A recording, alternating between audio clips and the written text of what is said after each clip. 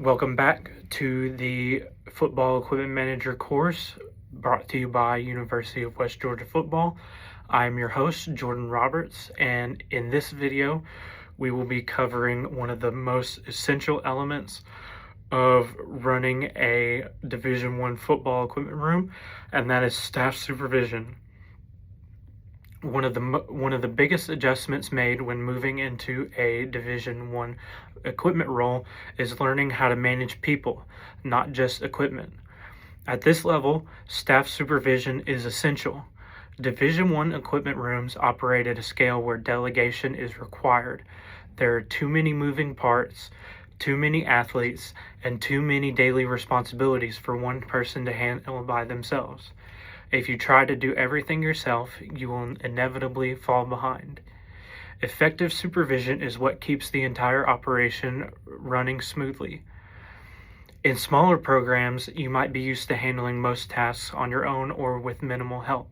I myself come from a Division II program where the highest number of equipment managers we ever had in a season was 5 equipment managers, and we were almost all students. At the Division I level, however, you are often running a significantly larger team.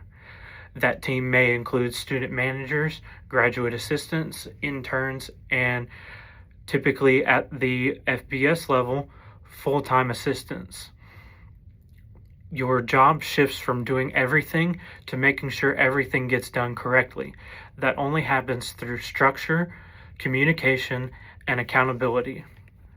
The first step to effective supervision is defining responsibilities. Every staff member should know exactly what they are in charge of.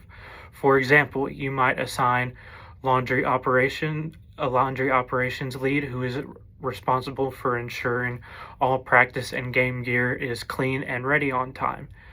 The laundry operations lead can also delegate certain students to take care of laundry for certain practices.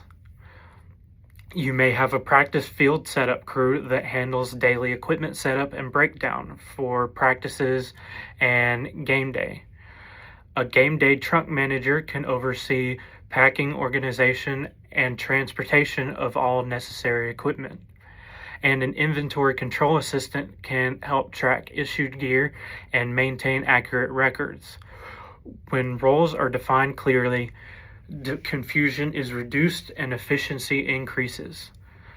Once roles are established, you need to create systems that support those roles. Standard operating procedures are critical. These are step-by-step guidelines that ensure consistency in daily operations. You should document laundry cycles so there is no confusion about timing or process.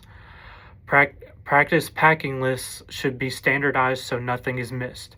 Game day checklists should cover every detail from locker room setup to sideline organization. A good way to increase efficiency on game weekends is to have a locker room setup plan established with roles defined for everyone involved. Travel trunk packing orders should also be clearly outlined to maximize space and efficiency. When everything is written down, your operation becomes repeatable and dependable. Supervision is not just about assigning tasks. It is about making sure they are completed correctly. Accountability starts with structure. Daily checklists help staff stay on track and ensure nothing is overlooked. Weekly evaluations give you a chance to provide feedback and address any issues early. Pre-practice briefings are another key tool. These allow you to communicate expectations, assign responsibilities, and answer questions before the work begins. When your staff knows they are accountable, performance improves. A strong equipment room doesn't just complete tasks, it develops people. Take time to teach your staff valuable skills. This includes proper helmet fitting procedures, which is critical for player safety. You can also allow staff members to interact with vendors so they understand the business side of equipment management. You can involve them in ordering processes so they learn how decisions are made. When you invest in your staff's growth, you build a stronger, more capable team. At the end of the day, leadership is what ties everything together. You must lead by example in your work ethic and attention to detail.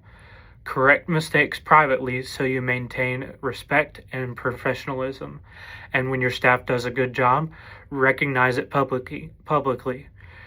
It's also important to rotate responsibilities when possible. This can help prevent burnout and allows staff to develop a wider range of skills. Staff supervision is one of the most important skills you can develop as a Division I equipment manager.